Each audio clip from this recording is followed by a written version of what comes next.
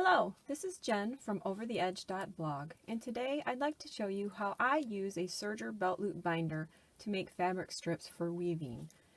I was inspired by an article that I saw in Sew News magazine about weaving bias tape into custom fabric. I love the look of the woven fabric strips, but I really wasn't thrilled about the time-consuming process of making my own bias tape and the potential for burning my fingertips with all of the pressing. And since I love my serger, I decided I need to figure out a way to use my serger to make this easier and faster. And I did. The belt loop binder was my perfect solution. A belt loop binder is an attachment that can be used with a cover stitch on a serger. Now I have a Baby Lock Evolution serger, and this is the Baby Lock Belt Loop Binder for my serger. This happens to be the 1.5 inch belt loop binder. Baby Lock also makes a 3/4 inch belt loop binder. For today's project I'm going to show you, I'm going to use the 1.5 inch belt loop binder. The folded fabric strips that the belt loop binder creates can be used for all types of things. This is an example of the front of the strip and the back of a strip. Its name implies it's a belt loop binder, as an example of the strip, the fabric strap that was made from the belt loop binder. That's a pair of jeans. But that's not its only use. I've seen it used as straps for purses and wristlets. This is a belt loop binder strap on a wristlet.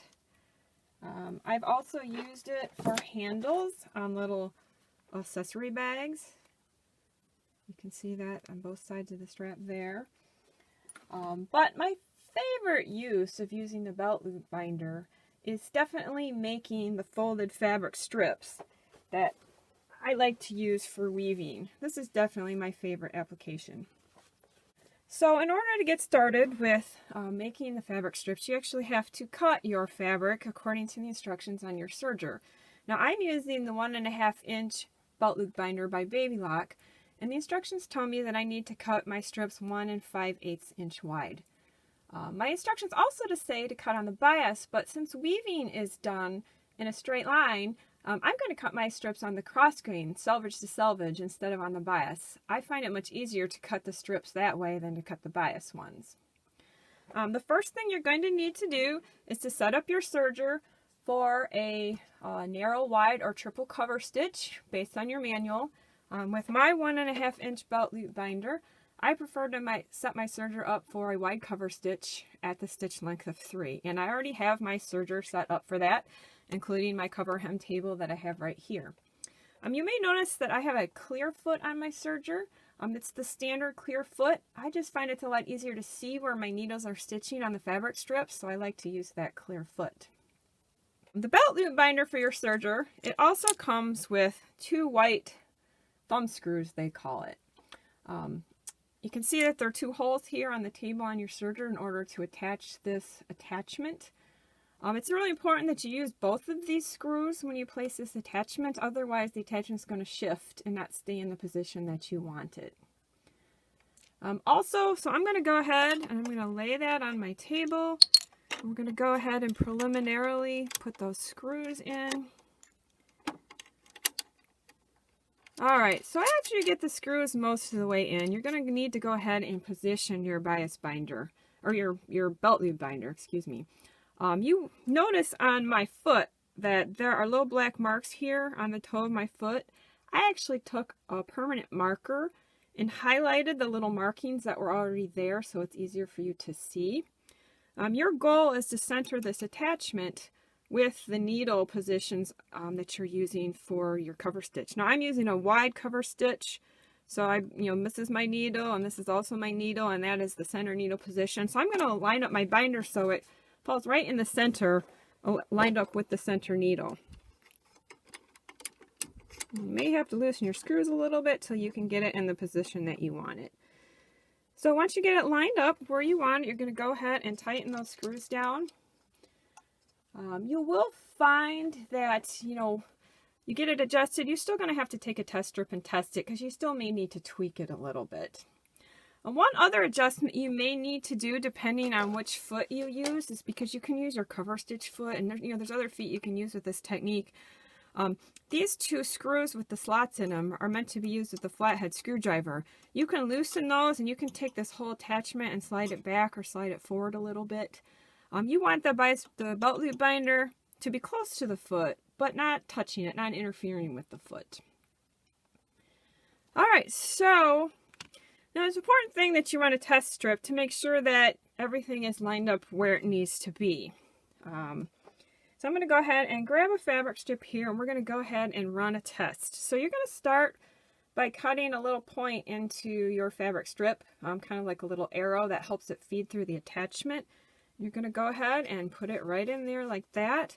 You're going to take your tweezers, yes, and you're going to use them and sort of push them through the attachment using the slot on the top.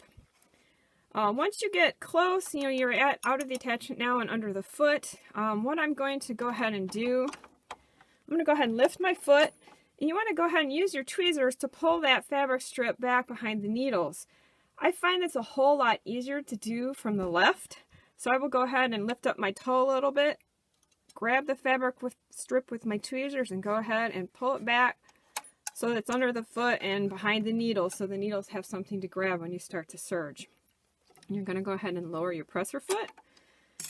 Take a few turns of the hand wheel to get the stitches started, make sure everything's good, and then go ahead and let's run a test strip.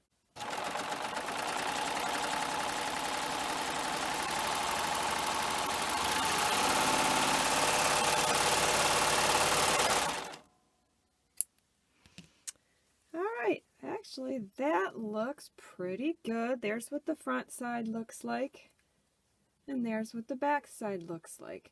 Now, in the beginning, it's a little wonky when you first get started till everything gets lined up and it's working well, but you can see that after you get started, everything looks great. If you look really closely at this fabric strip, you can see where the two raw edges of fabric meet right in the middle.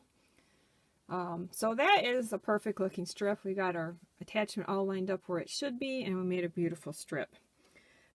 Let's say that you maybe don't quite get it in the center. You see how everything looks off center on that piece?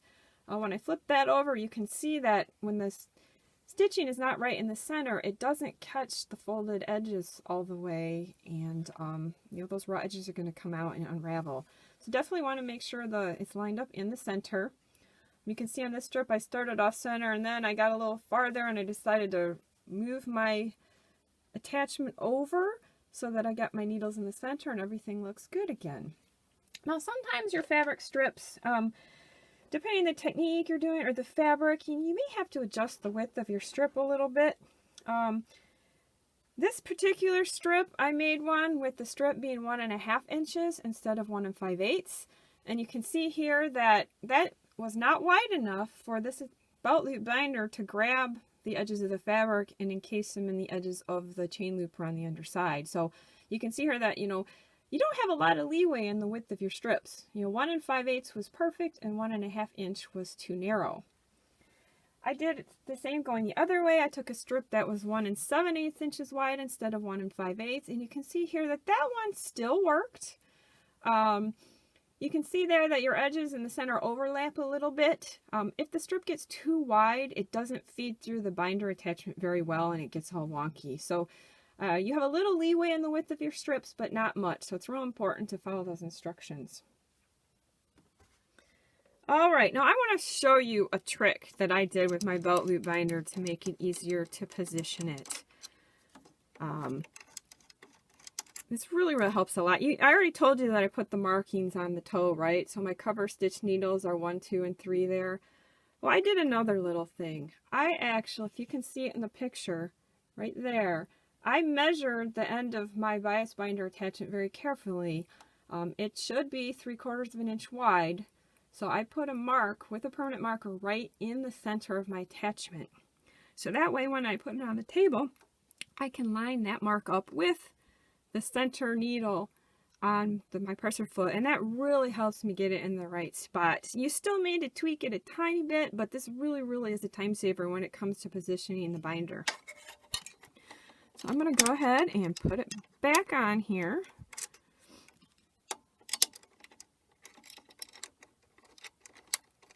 I'm I'm going to use that mark to get everything lined up where I want it to go.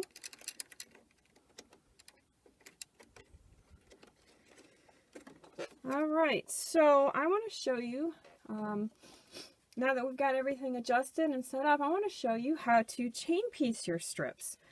Kind of like chain piecing if you're a quilter. The process of starting a strip, serging off the end, taking it off, and adding, putting on a new strip and serging again, that takes a lot of time. So I'm going to show you how you can use this to chain piece. So I'm going to go ahead again. I have my arrow cut in the tip of my fabric. I'm going to go ahead and feed it into my attachment. Lift my foot. Carefully get the strip under there. All right, lower my presser foot. All right, so I'm going to take a few stitches by hand, make sure everything is working. Looks good. Okay, I'm going to go ahead and start to serge. Now when I get to about right there, I'm going to stop. You can see here I have the edge of my fabric strip. I'm going to take my next strip and put it underneath the other strip. I still have the second strip cut into an arrow, but I'm going to slide it underneath that strip into the attachment. Use my tweezers, get it underneath that other strip a little bit. Now, if you got it caught in there well, you can start to serge and it's going to catch it and pull that new strip in. If you didn't, it's okay to press down here in the middle and hold them together just a little bit till it starts to feed that second strip, and you go ahead and continue to serge. That is a whole lot faster than starting from scratch each time you have to serge a strip.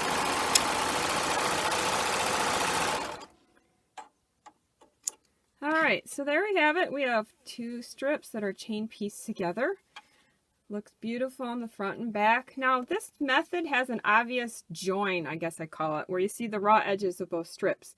When you're making these strips for weaving fabric, that's okay because you cut these strips into different lengths anyways, so having that seam isn't a big deal. You just cut that piece out when you're using the strips for fabric weaving. If that's a problem and you need a really, really long continuous length of these fabric strips, you'll have to go ahead and you'll sew your strips together ahead of time before you feed them into the belt loop binder attachment so you don't get that joining section like you have here. So once you get this attachment set up, and ready to go, serging these strips goes really, really quickly. The attachment really does all of the work for you, and with a little practice, you'll be able to crank out a ton of these strips in no time. So using the serger to make folded fabric strips will give you much more time for actually weaving the strips into beautiful custom fabric. If you've never done weaving before, start with a basic weave, and if you're feeling up to a challenge, try a triaxial weave. The triaxial weave is a really cool looking weave. The internet has a lot of resources to help you get started. For more information and inspiration, check out my blog post called Triaxial Weaving with the Serger Belt Loop Binder, and you can find that at my blog at www.overtheedge.blog. I hope this inspired you and you have fun experimenting with your serger, and all I want to say is happy serging. Thanks. Bye-bye.